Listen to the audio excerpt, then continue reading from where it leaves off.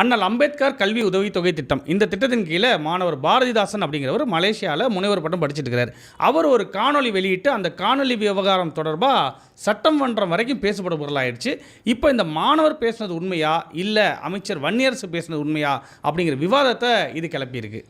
புரட்சியாளர் அண்ணல் அம்பேத்கர் அயலக கல்வி உதவித்தொகை திட்டம் இது 2003 காலகட்டத்தில் அம்மையார் ஜெயலலிதா அவர்கள் இருக்கும்போது ஒடுக்கப்பட்ட பட்டியல் சமூகம் மற்றும் பழங்குடி சமூக மாணவர்களுக்காக கொண்டு வரப்பட்டுச்சு. திருப்பி அது 2021 காலகட்டத்தில் 2003 திட்டம் இருந்தாலும் கூட நிறைய உதவித்தொகை வழங்கப்படலை. ஆனால் 2021 இது கொஞ்சம் கூடுதல் நிதி ஒதுக்கப்பட்டு விரிவாக்கம் செய்யப்படுது. குறிப்பாக 8 லட்சம் ரூபாய் ஆண்டு வருமானம் இருக்கக்கூடிய ஒடுக்கப்பட்ட பட்டியல் சமூக பழங்குடியின மாணவர்களுக்கு ஆண்டுக்கு 36 லட்சம் ரூபாய் உதவித்தொகை, 8 லட்சத்துலேருந்து 12 லட்சம் வரைக்கக்கூடிய மாணவர்களுக்கு 24 லட்சம் ரூபா ஆண்டு உதவித்தொகை. அதன் அடிப்படையில் தான் பாரதிதாசன் அப்படிங்கிற ஒரு மாணவர் மலேசியாவில் இருக்கக்கூடிய நேஷனல் யூனிவர்சிட்டி ஆஃப் மலேசியா அப்படிங்கிற பல்கலைக்கழகத்தில் tissue engineering and regenerative medicine அப்படிங்கிறதுல ஆய்வு மாணவராக இருக்கார். முனைவர் பட்டத்துக்காக அவர் பிஹெச்டி பண்ணிக்கிட்டு இருக்கார்.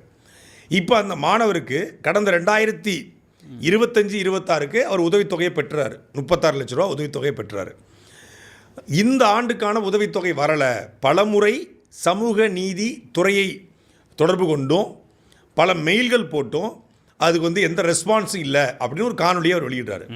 இந்த காணொலிக்கு பிறகு தமிழ்நாட்டுடைய சமூக நீதித்துறை அமைச்சர் திரு வன்னியரசு அவர்கள் ஒரு விளக்கம் கொடுக்குறாங்க. என்னென்னா, மலேசிய நாட்டில் முனைவர் பட்ட ஆய்வு மேற்கொண்டு வரும் திரு பாரதிதாசன் என்ற மாணவருக்கு அண்ணல் அம்பேத்கர் அயலக கல்வி உதவித்தொகை திட்டத்தின் கீழ் கல்வி உதவித்தொகை வழங்கப்படவில்லை என ஊடகங்களில் வெளியான செய்தி தொடர்பான மறுப்பு அறிக்கை அப்படின்னு சொல்லிட்டு அவர் என்னென்ன படிக்கிறார் அப்படின்னு போட்டுட்டு மாணவர் பாரதிதாசன் பயிலும் பிஹெச்டி ஆய்வுக்கு ஆண்டொன்றுக்கு கல்வி கட்டணமாக 5 லட்சம் நிர்ணயம் செய்யப்பட்டுள்ளது. இந்நிலையில் மாணவர் 25-26 ஆண்டு தனது முதலாம் ஆண்டு பிஹெச்டி படிப்புக்கு கல்வி கட்டணம் போக மீதமுள்ள 31 லட்சத்தையும் வாழ்க்கை மற்றும் ஆராய்ச்சிக்கான, அதாவது அவங்க தங்கிறது, உணவு, அப்புறம் எக்யூப்மெண்ட்ஸ் வாங்குறது எக்ஸ்பென்சஸ் கோரியிருந்த நிலையில் அரசால் மீதமுள்ள 36 லட்சத்தை வாழ்க்கை மற்றும் ஆராய்ச்சிக்கான செலவினமாக வழங்கப்பட்டுள்ளது. ஸோ 5 லட்சம் ரூபா ஃபீஸு, 31 லட்ச ரூபா அவருடைய தங்கிறது, அதனுடைய வாழ்க்கை செலவினம் 35 கொடுத்துருவாங்க. இத்தொகை பெற்றபின் உரிய செலவினங்களுக்கான எக்ஸ்பென்ஸுக்கான ஆவணங்களை உடன் சமர்ப்பிக்க அறிவுறுத்தப்பட்டது. ஆனால் மாணவரால் 10 மாதங்கள் கடந்த பின்னரும் அதற்கான ஆவணங்களை சரிவர சமர்ப்பிக்காமலும் 2ஆம் ஆண்டிற்கான உதவித்தொகை 36 லட்சத்தை கோரி வருகிறார்.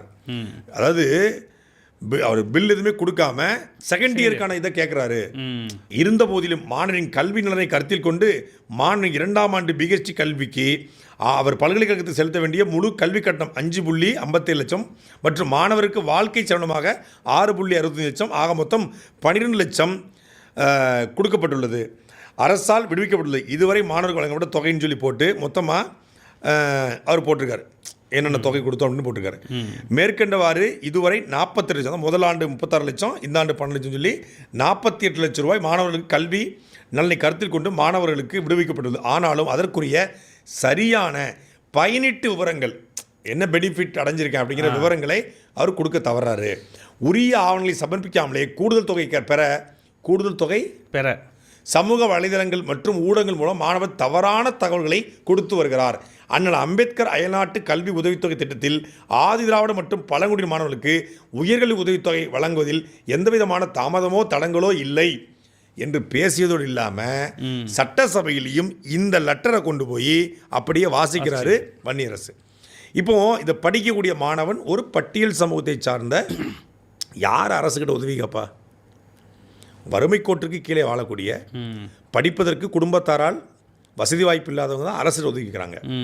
ஒரு பட்டியல் சமூக மாணவர் இன்றைக்கு மலேசியாவில் இருக்கக்கூடிய ஒரு பெரிய பல்கலைக்கழகத்தில் இந்த மாதிரி ஒரு முக்கியமான ஆய்வை மேற்கொள்வது அது உண்மையிலே வரவேற்கத்தக்கது, பாராட்ட வேண்டியது. அது அரசு அவரை தத்தெடுத்து அவருக்கு செய்ய வேண்டிய எல்லாவற்றையும் செய்யணும். அதுக்கு தான் சமூக நீதி நலத்துறை இருக்கிறது. அதுக்காக ஒதுக்கப்படுற நிதியே அதுக்காகத்தான். புரியுதா உங்களுக்கு? அப்போ அந்த மாணவன் இது அமைச்சருடைய பாயிண்ட் ஆஃப் வியூ. மாணவன் என்ன சொல்கிறான், ஏங்கிட்ட அமைச்சர் வன்னியரசு பேசினாரா, என்னை தொடர்பு கொண்டு பேசினாரா? நான் பலமுறை என்னுடைய வெல்விசர் மூலியமாக திரு வன்னியரசு அவர்களை தொடர்பு கொள்ள முயற்சி பண்ண முடியல. ஒவ்வொரு முறையும் கேட்கும்போதும் பண்ணிக்கலாம்னு சொன்னார். அதுக்கப்புறம் வன்னியரசு அவர்களுடைய சமூக நீதி நலத்துறைக்கு அமைச்சகத்துக்கு மெயில் அனுப்புகிறேன். எந்த மெயிலுக்கும் இது வரைக்கும் ரெஸ்பான்ஸ் இல்லை. கடைசியாக 11/8/2025 போன வாரம் மெயில் அனுப்பிச்சிருக்கேன். அதுக்கும் ரெஸ்பான்ஸ் இல்லை. இது வரைக்கும் அனுப்பப்பட்ட எந்த மெயிலுக்கும் ரெஸ்பான்ஸ் இல்லை. அலைபேசி வாயிலாக தொடர்பு கொள்ள முடியலை. வெல்விசர் மூலியமாக தொடர்பு கொள்ள முடியலை.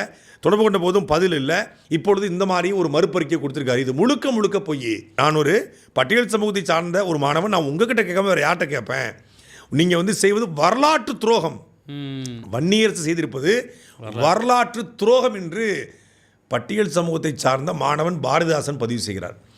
சமூக நீதியை காப்பதற்காகத்தான், பட்டியல் சமூகத்துக்காகத்தான் இந்த துறை ஒதுக்கப்பட்டிருக்கு, அதுக்காகத்தான் அரசியல் பண்ணணும்னு சொல்லக்கூடிய வன்னியரசு சட்டசபையில் போய் ஒரு தலித் சமூகத்தை சார்ந்த ஒரு பட்டியல் சமூகத்தை சார்ந்த மாணவனை இழிவுபடுத்தியிருக்காரு. அப்பட்டமாக இழிவுபடுத்தியிருக்காரு. அந்த மாணவனுக்கு 36 லட்ச ரூபா கொடுப்பது, இந்த 12 லட்சம் ஒதுக்கப்பட்டது கடந்த ஆண்டுக்கானது, 2025-26க்கானது.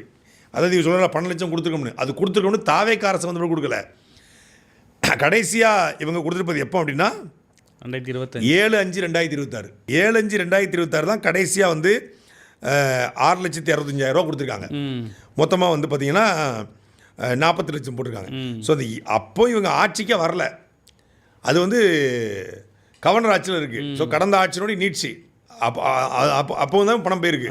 இப்போதைக்கு இவங்க ஆட்சிக்கு வந்த பிறகு கொடுக்க வேண்டிய தொகை கொடுக்கப்படலை.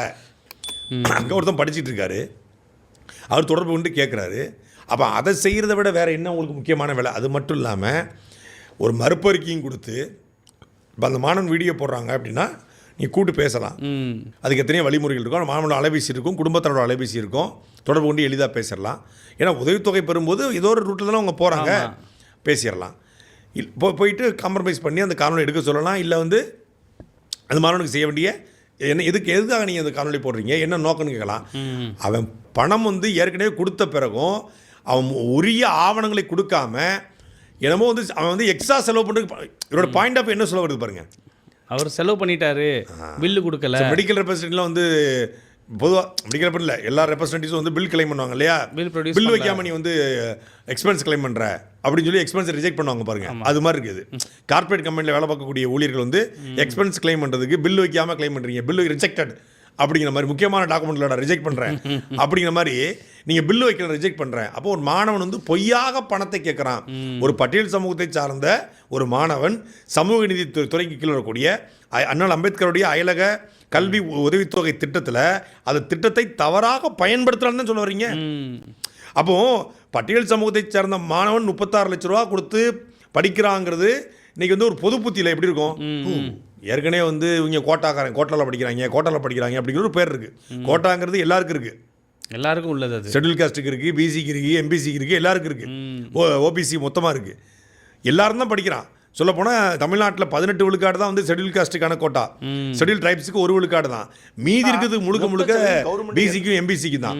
ஆனால் அது புரியாமல் எஸ்சினாலே கோட்டாமாங்க. ஒரு பொது புத்தி இருக்குது. அவங்க கோட்டாவில் படிக்கிறாங்க, அவங்களுக்கு தான் அதிகமாக செலவு செய்யப்படுறதுக்கு இருக்குது.